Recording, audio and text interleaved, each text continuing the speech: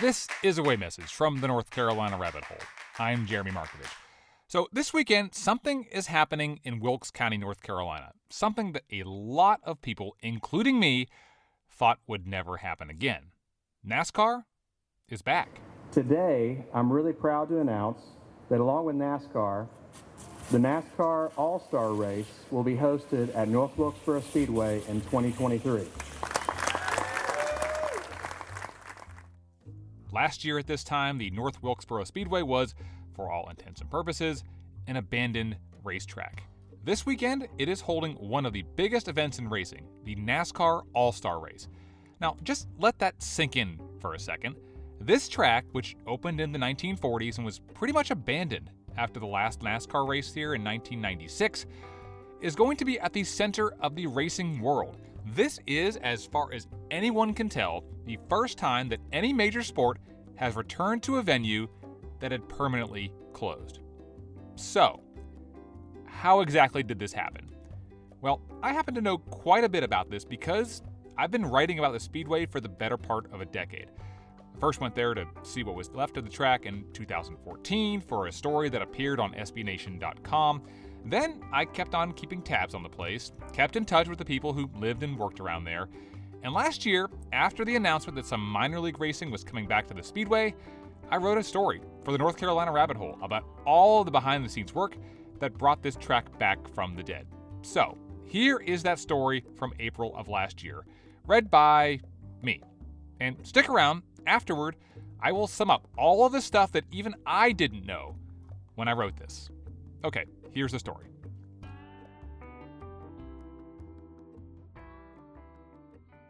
One of the cool, unwritten rules about the North Wilkesboro Speedway after its demise was that you could just drive up, knock on the door of the guy who lived in the trailer right next to the old ticket office, and he'd unlock the gate and let you have a look around. The guy's name was Paul Call, and he'd officially started working there in 1963 as an 18-year-old. For years, he was the only employee left. Now, officially, his job was caretaker, which called for a lot of mowing. Unofficially, he was a tour guide at Wilkes County's biggest unofficial tourist attraction. On some days, 25 people would show up. Paul would usually let them in, and they'd walk up to the concourse that overlooks the front stretch. Some would ask Paul a few questions. He's not much of a talker, though. Others would sit in one of the aluminum seats, gazing out, silently. The track sat vacant for the better part of 26 years, but thanks in part to Paul, it was eerily well preserved. A few buildings had caved in, weeds and trees had grown up in some unusual spots, the asphalt was cracked, the paint was faded, but everything was still there. The score tower, the victory lane on top of the media center, the Winston Cup logos, all of it. Barry Braun had never seen it before, and by the time he decided to go check it out, it was much harder to get in. For one thing, Paul actually had a job to do. For another, the liability of letting people romp around a racetrack that had been largely untouched in the quarter century was a bit worrisome. The track's owner, Speedway Motorsports, told Paul to stop letting most people in. Barry wasn't most people. He was a broadcaster turned promoter who'd worked on projects with Speedway Motorsports since 2012. He'd taken over as promoter for the Duel in the Desert and was set to help out with the dirt race at Bristol in 2021. He and his wife flew into Charlotte and got permission to check out the track at North Wilkesboro. Barry was in awe. It's all as he left it in 1996, he thought. It reminded him of a teenager's bedroom that the parents don't touch after they go off to college. Barry turned to his wife. "You know what has to happen here, right?" he said. That was March of 2021. A little more than a year later, in April of 2022, Barry was there for an announcement that most people thought would never happen. There would be racing again at North Wilkesboro. So, how did we get here? A quick history lesson. Enoch Staley opened the track in 1947 as a proving ground for moonshiners who wanted to figure out who had the fastest car. The 5/8 of a mile oval had a front stretch that went downhill and a back stretch that went up. Legend had it that Staley ran out of money while he was grading it. NASCAR held its first race there in 1949. In 1951, funded by moonshine money, Jack Combs came on as Staley's business partner. From then on, the track continued to hold 2 NASCAR Cup races a year, even as the sport moved on to larger cities and bigger superspeedways. It wasn't until 1995 when Enoch Staley died and, in the words of his son Mike, all the buzzards came in. When Speedway Motorsports' then CEO, Bruton Smith, heard the news, he paid Jack Combs a visit. Smith wanted to take one of North Wilkesboro's race dates and move it to his new track in Texas, so he bought Combs' share of the track for $6 million. Then, as Mike Staley tells it, Bruton drove right over to his office and announced that he was the Staley family's new business partner. The Staleys, worried that they were going to be pushed around by a co-owner with much deeper pockets, suddenly became willing to sell. Bob Baer, who owned New Hampshire International Speedway at the time, proposed a deal. I'll give you $8 million and I'll take the other race date and move it to my track. The Staleys said yes, and that's what led to the track's closure after Jeff Gordon won the final NASCAR race there in 1996. And the drop of the checkered flag here at North Wilkesboro brings down the final curtain of NASCAR Winston Cup racing. From the first race, October 16, 1949, won by Bob Block, the victory here to Jeff Gordon on September 29, 1996. Jeff Gordon wins the final race at North Wilkesboro, the Tyson Holly Farms 400. Then the place just sat empty. Part of the reason was that neither man really wanted to work with the other to do anything with the track that they really didn't want. Mike Staley technically became track president, but he presided over nothing because, again, each man was a 50-50 partner and nobody had any incentive to do anything. Now, there wasn't any open hostility, at least not according to Baer, who died back in 2020. Quote, "As far as Bruton Smith goes, I never had a problem with him," he told me back in 2015. "I do think he was very unhappy with me. I think he felt he was going to get it all. If I was in his shoes, I would have felt the same way, you know." Baer was also very clear that he didn't want anything to do with the track and that anyone who bought it would have gotten rid of the NASCAR dates anyway. It wasn't until 2007, 11 years later, that Smith bought New Hampshire International Speedway and, with that purchase, ended up being the full owner of North Wilkesboro. Quote, "He didn't want to take that part," Baer said, "but I wouldn't take it. What the hell good was it?" Bruton Smith, quote, "I asked Bob if he would take North Wilkesboro as a Christmas gift," he said at a press conference in 2007. Quote, "He said, go to hell."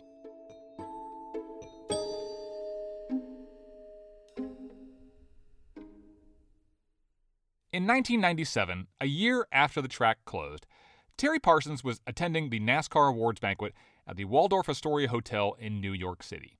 The seats, she remembered, were recliner style for some reason, and to get up, you had to pull on the chair in front of you, which caused that person's seat to lurch backwards.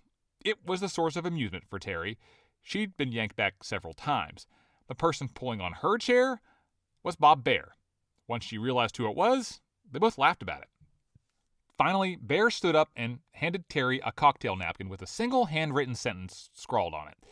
It said, "I will give you my half of North Wilkesboro Speedway if Bruton sells his half." Terry's husband, Benny, a Hall of Fame NASCAR driver, was upstairs working on a television show at the time. When he came down, she handed him the note. Benny's jaw dropped. "Oh my God," he told her. "This is going to be awesome." Benny and fellow Hall of Fame driver Junior Johnson had been kicking around the idea of reopening the track for a while, but this was something tangible, something real. Benny and Junior kept kicking around the idea.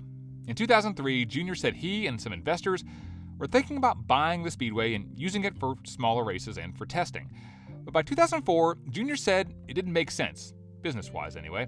Benny, though, still thought about it.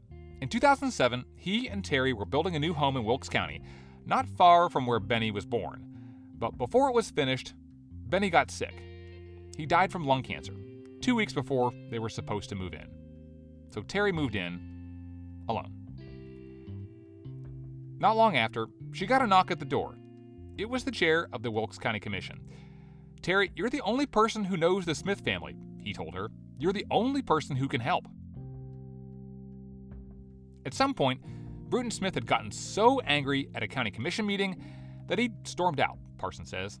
That was a while ago, and while Bruton could famously hold a grudge, the new commissioners wanted to stress that all of the old commissioners were now out of office, and maybe it was time to start fresh. "I'm just a racer's wife," Parsons said, "but I'll try."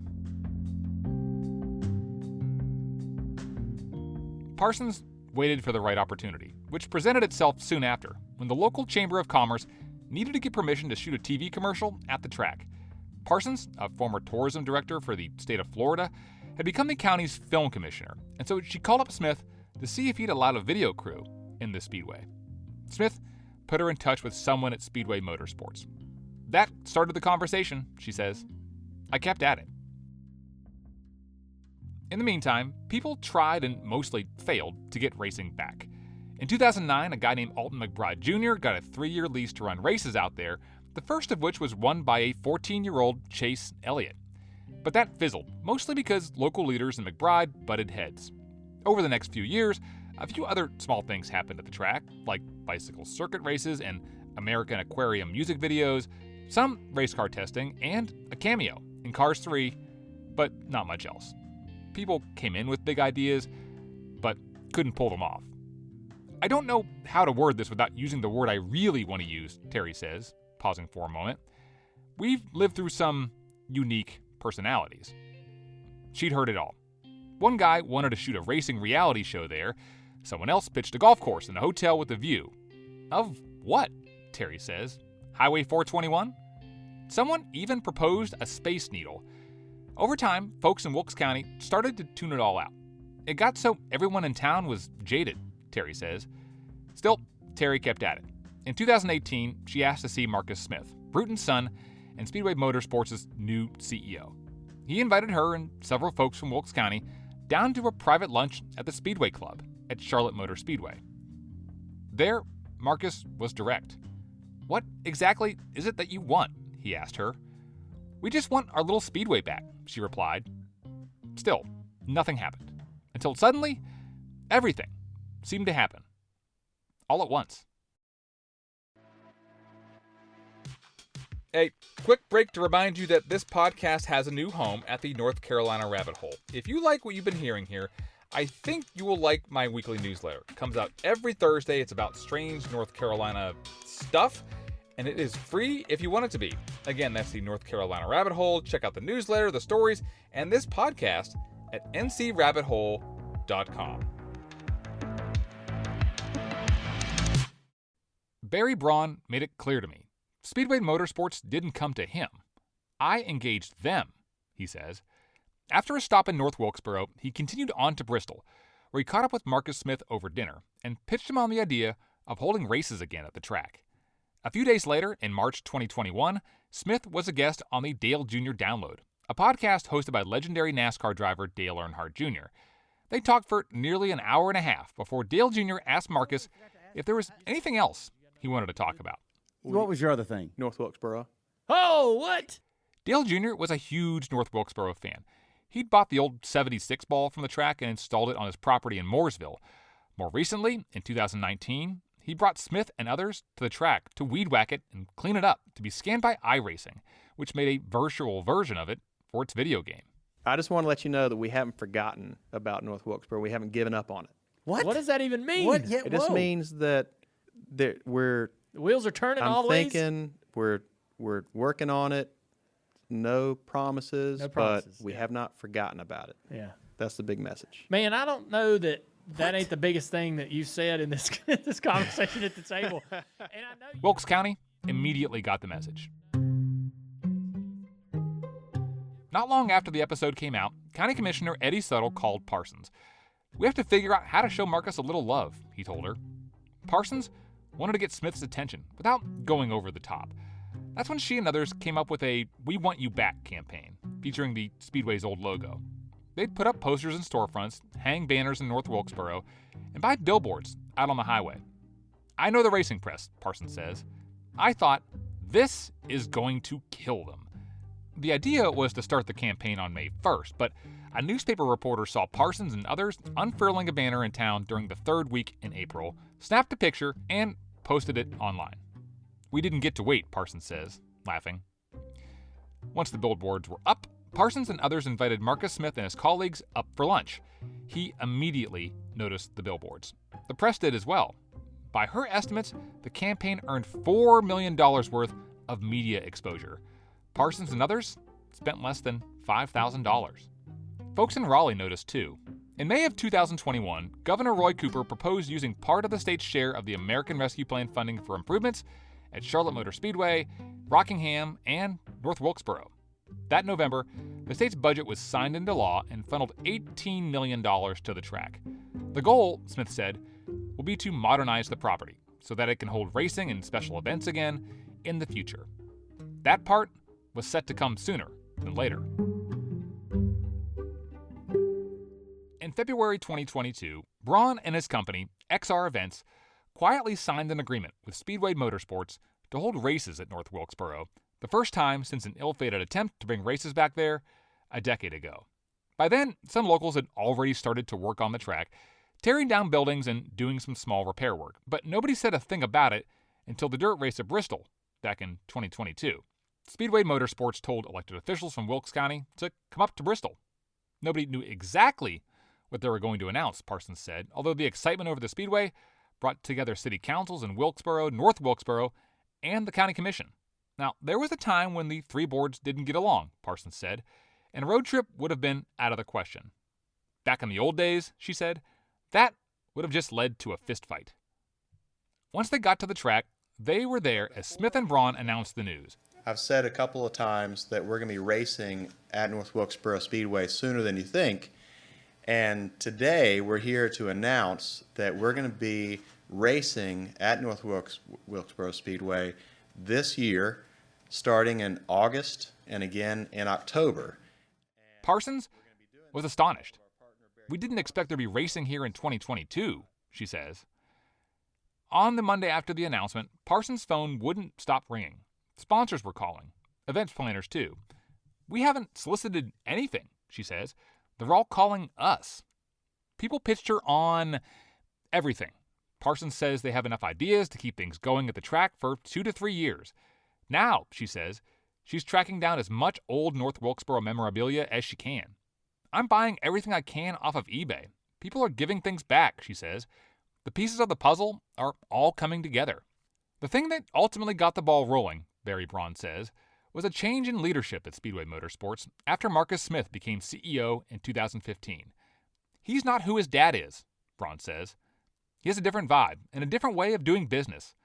Marcus, says Terry Parsons, is a history buff. He cares. He spoke at a local Chamber of Commerce event earlier in 22. Parsons arranged for one of Jeff Gordon's old race cars to be sitting out front. People saw Marcus's heart, she says. I knew the only way this would work was if the owners themselves would reopen the track, she said. It wasn't just a local thing. Race fans have never forgotten the Speedway. Back when I talked to him in April 2022, Barry Braun told me he had a lot of work to do, but not too much work. I told Speedway Motorsports, don't make it too nice, he said. Then you take away the soul, and it becomes just another racetrack. So Braun and a crew from Bristol were doing what needed to be done, but not the full renovation that was scheduled to begin in 2023. By that time, the electrical systems had been upgraded and new fiber internet was installed, a pipe that burst under Turn 1 had been repaired, new fences went up, suites in Turn 4 were torn down, but the cinder block foundation was still up. That's where the porta potties would go, although some bathrooms still work and some suites are still in good enough condition to operate. The old scoreboard is working. The lift, which raises the winning car to victory lane on top of the media center, has been repaired. We're not repainting anything, Braun says. Then he corrects himself. Well, if we repaint anything, it's because it's absolutely needed. But we'll take a sander to it.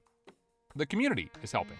Dale Jr. and Mark Martin have also been trying to get people excited online. But the biggest part, Braun says, is telling a new generation of race fans about what used to happen here.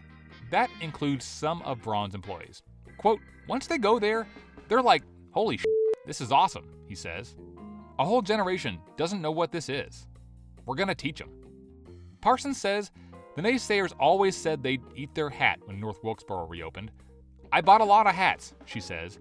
I'll be sending them out with a salt shaker. In April of 2022, there was one big question. Would the fans come? Braun said ticket sales were through the roof, although others have pointed out that a similar return to racing at Rockingham lasted only 2 years. Parsons says the key to keeping it going is focusing on the fans. We want it to be like a family reunion, she says. Still, though, when I first wrote this story, there hadn't been fans at North Wilkesboro in a long time. And in a perverse way, that was part of its charm. It was preserved because of the impasse that had kept it fallow for so long. Had the property been somewhat valuable, someone would have bought it and knocked it down to build something new.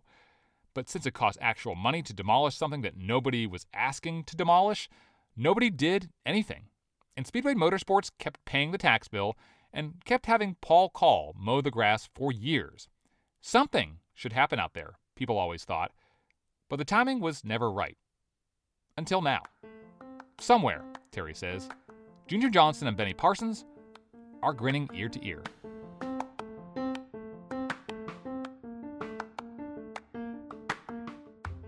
Okay, so that is where I left things in April of 2022.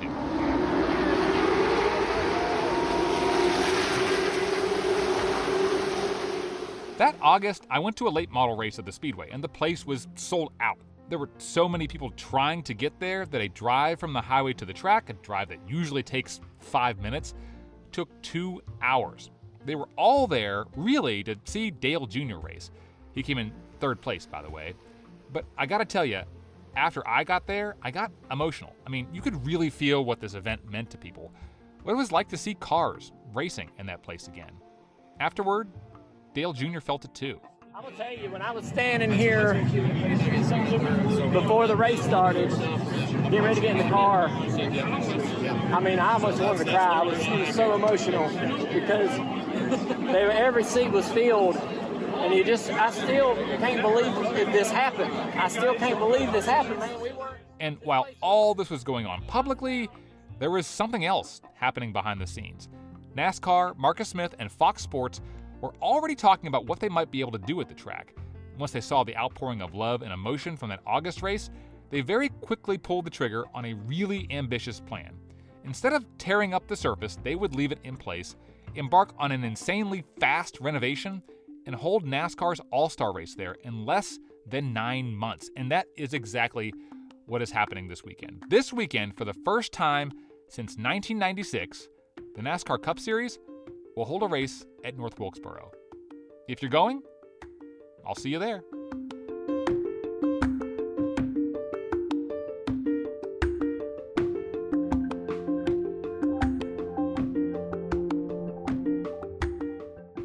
Away Message is a production of the North Carolina Rabbit Hole. If you like this episode and other episodes we've been putting together, make sure you leave us a good rating or review. And if you want to find more stories like this one, check out ncrabbithole.com. There you can sign up for a weekly newsletter to get more stories like this delivered to your inbox every Thursday. It is free if you want it to be. You can also find all of the past episodes of Away Message there as well. Thanks for listening. I'm Jeremy Markovich. I'll talk to you again soon.